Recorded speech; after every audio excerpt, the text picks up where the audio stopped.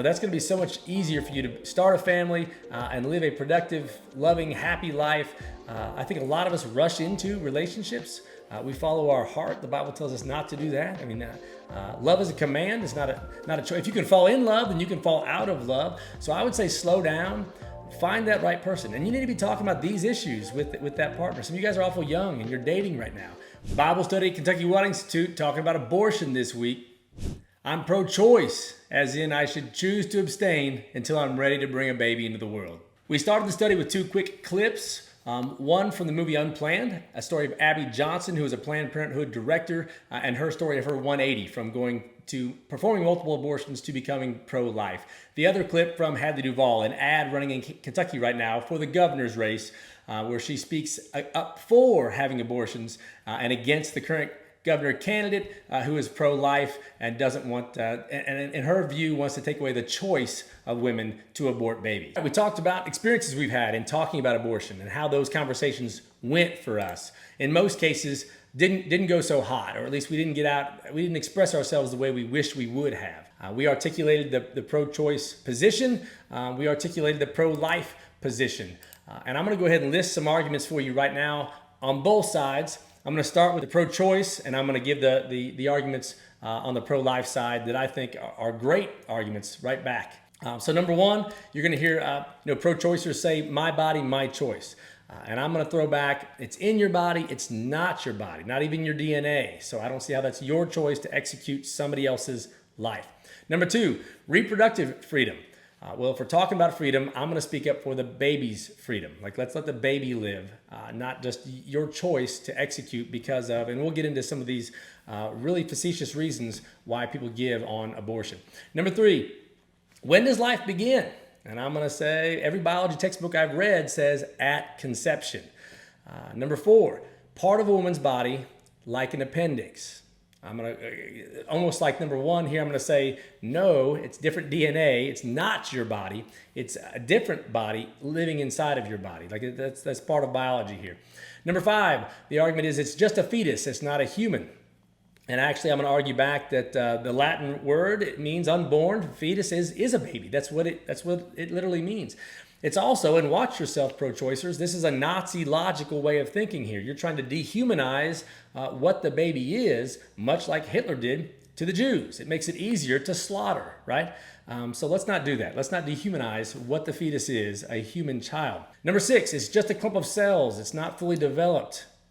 I'm going to argue you're absolutely correct. Much like a 6-day-old, a 6-year-old, or a 16-year-old, not fully mature. So at what point in time are we to stop executing the undeveloped when they don't fit our lifestyle? Number seven, can't survive on its own. That's a dangerous road you don't want to go on because, again, in hospitals, we have lots of people on life support that currently can't survive on their own, or the elderly in homes helping, being taken care of. Should we execute them? I don't think that's a great argument for the pro-choicer. Number eight, the mother might die during birth. I don't think this is a good argument either. I think this is awful weak, in some cases maybe cowardly. If someone ran into a bank and was going to rob it, and I'm in there with my 10-year-old son, and looking out the window, the bank robber now sees the red lights and the cops showing up, and they need a hostage. What do? Would a pro-choicer push that 10-year-old out? Like, hey, take this guy. You need a hostage? Here's my son. No, I'm going to say, take me. I'm going to sacrifice my life for my child. And let's back up. You said mother might die. I can give you an example. I've got my cousins. We're having a baby. During the pregnancy, the doctor said, hey, listen, it's not going so hot. This child is probably not going to make it. And the infection set up is going to possibly kill the mother. She was in the hospital for 16 weeks, bedridden. They chose, because there was a heartbeat, to let God, put it in God's hands. Henry is now 5 years old. The doctors were wrong. So if they had listened to the physicians, then they would have executed a perfectly healthy child. I wouldn't want that on my conscience. Again, I think put those things in God's hands and let them play out. Number nine, pro-life is religious, and we have separation of church and state. So you pro-lifers need to quit talking because you can't pull your religious views into our government. Well, I would argue back that my tax dollars are going to help fund abortions as healthcare, which I think is atrocious. So no, it's not a religious view, it is defending the weak regardless. I think I can absolutely step into the ring and talk about this. Number 10, what about rape? Hadley Duvall talked about her case on rape. And I would say that, first of all, it's less than 1% of all the abortions that happen. 99% of abortions that happen in America are convenience. But number 2, why punish the innocent? Why don't we raise the punishment on the predators? Or how about this? What if I found out today that I was conceived in rape? Does that mean that I'm less worthy, that my life is now not valuable? Should I commit suicide, or should you kill me because I was conceived in rape? None of that logic makes much sense. And again, if you go back to what about the trauma on the woman? Well, what if I went to war? What if my son somehow reminds me of some PTSD incident? Should I be able to execute him because he now reminds me of some traumatic event? Doesn't logically follow suit. But let's give you the top 4 reasons why abortions happen in America, and see where they rest at. Number 1 is finances. Most people give that they're not ready financially in their life, and they don't want that kid to have a poor life. I would agree that maybe you're not financially ready. So again, maybe in this point in your life, you weren't financially ready to have consensual sex, because there are consequences to your actions. But if we talk about not wanting to give a poor life, does that mean that somehow poor life is less valuable than others? Should we go through poor neighborhoods and execute them? Number 2, timing. Inconvenient right now. This doesn't fit in my educational walk right now, or my career. I can't, again, I don't think that's a great example, because I've got 3 kids right now. What if I want to go back to school and they get in my way? Should I be allowed to take them out back and knock them off? I don't think so. Number 3, relationship. I'm dumbfounded by this one, but this popped up as one of the top reasons that people give for having an abortion, because the partner with which they are now pregnant, they don't see themselves with in 5-10 years. Like, this is not someone they want to raise a family with. So then why the consensual sex? Why would you have sex with someone that you didn't consider someone, I would think get married first, but even past that, okay? Let me just strap on your secular worldview hat here for a second and say that I don't believe, that I think I should have sex before marriage.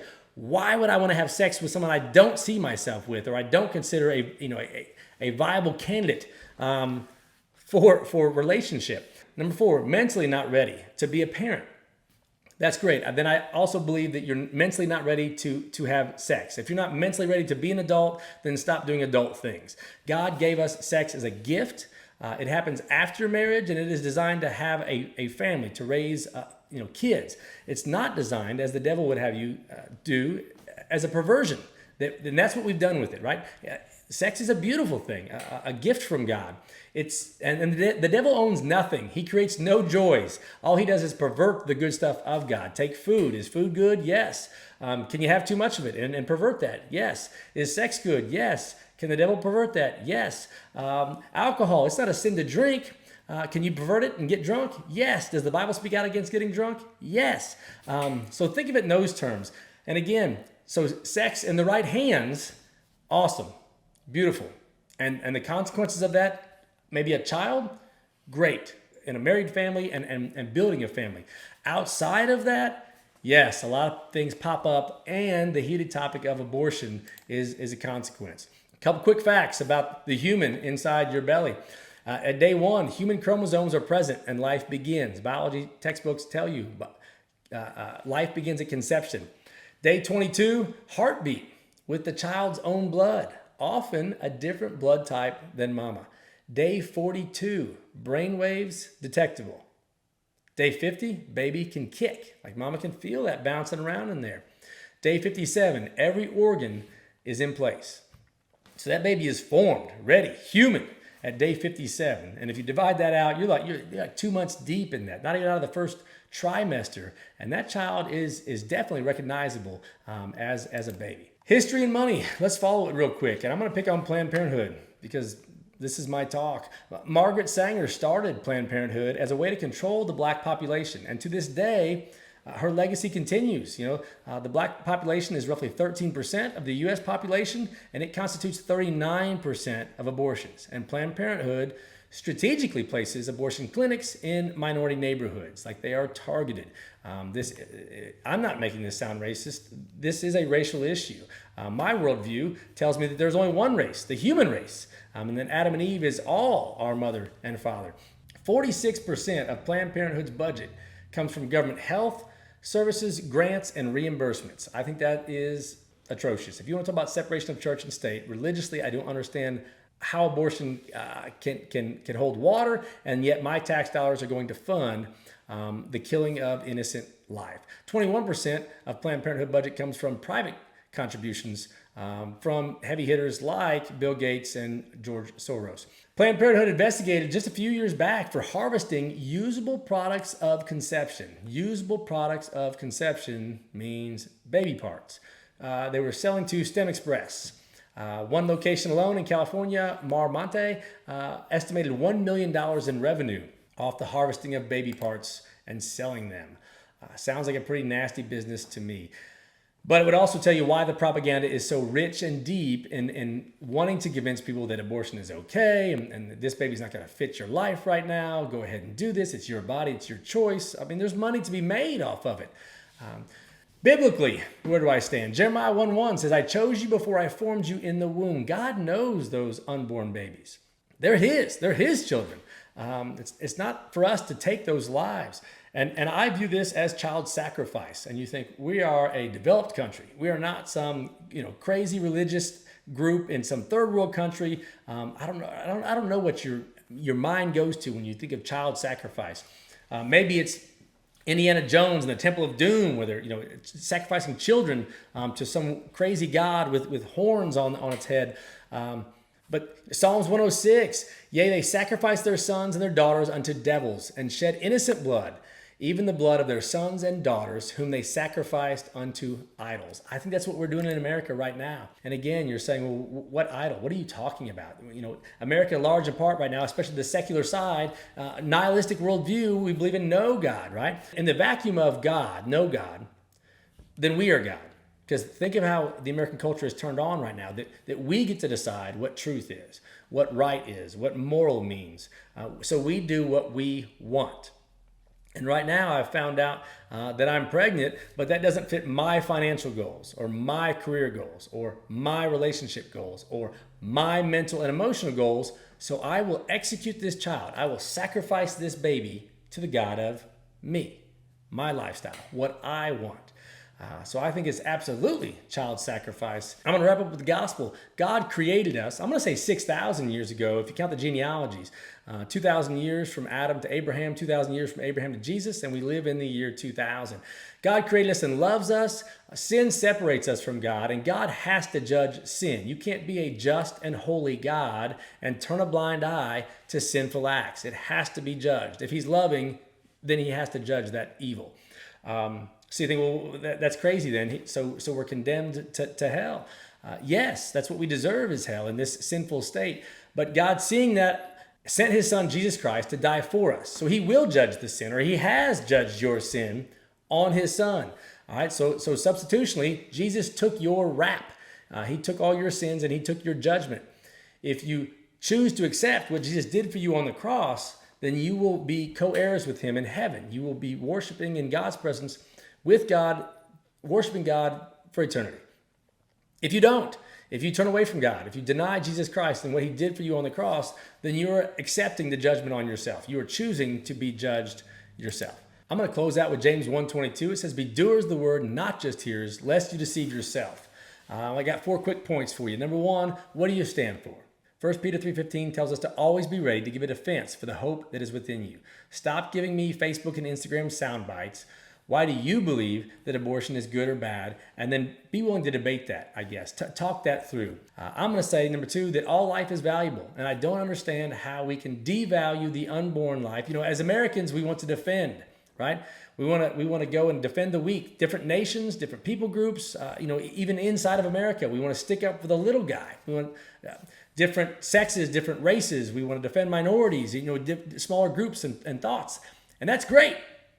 But then why are we so hypocritical and we're willing to execute the weakest of the human race, the unborn child? Number three, I'm going to say think through these complex issues. Have these discussions with yourself, riding in the car or in your kitchen, your living room. Think about these complex issues. What arguments are going to come against you, and how will you debate those? Because if you don't practice now, you won't give good logical explanations when the time has come. And number four, I'm going to wrap up by saying that find someone that shares your value system. That's going to be so much easier for you to start a family and live a productive, loving, happy life. I think a lot of us rush into relationships. We follow our heart. The Bible tells us not to do that. Love is a command. It's not a choice. If you can fall in love, then you can fall out of love. So I would say slow down. Find that right person. And you need to be talking about these issues with that partner. Some of you guys are awful young and you're dating right now. Well, with those dates, other than watching those movies and eating that dinner, how do they feel about the big issues in your life? How do they feel about your Christian walk? Or how do they feel about abortion or the Second Amendment? I don't care what the hot topics are for you, but if you don't talk those out and you get into a relationship where you're unequally yoked, you have black and white views on a topic, it's going to be pretty tough, I feel like, to have a good dinner conversation and with your children. In the movie Unplanned, you're gonna see some of that play out. The husband was a pro-lifer, and the wife obviously was the head of an abortion clinic for Planned Parenthood. So she was pro-choice, and that created some grind often in the marriage. So take your time, talk those issues. They're important, so make them important in that relationship. If you've got any questions, comments, this is a hot topic. I'm sure you do. Please comment below. If you want to pop a hole in something I've said, go for it, and I'll fire back maybe. But I like to dialogue this and talk that out. It's healthy. I'm going to go ahead and put both clips at the end of this video. If you want to watch, you can see both the clips we watched from Unplanned and the testimonial from Hadley Duvall.